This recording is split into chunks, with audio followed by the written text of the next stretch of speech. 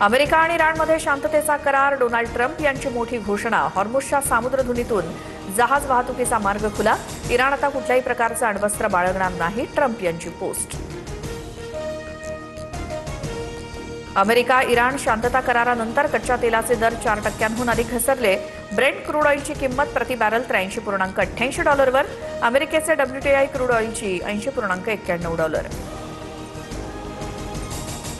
पुणे शहरात आजपासून पाणी कपात. 50% शहराला सम तर 50% शहराला विषम तारखांना पाणी पुरवठा होणार. खडकवासला धरण साखळीमध्ये केवळ 5 TMC पाणी शिल्लक. राज्यातील सर्व धरणांमधील पाणी केवळ पिण्यासाठी राखीव. शेतीसाठी पाणी पुरवठा बंद. राज्य सरकारचे आदेश. बेकायदा पाणी उपशांवर तातडीनं कारवाई करण्याच्या सूचना. नागपूर हवामान विभागाकडून विदर्भात पावसाचा येलो अलर्ट. येत्या 24 तासात वादळ आणि गडगडाटासह मध्यम पाऊस पडण्याचा अंदाज, तर काही भागात उष्णतेची लाट कायम.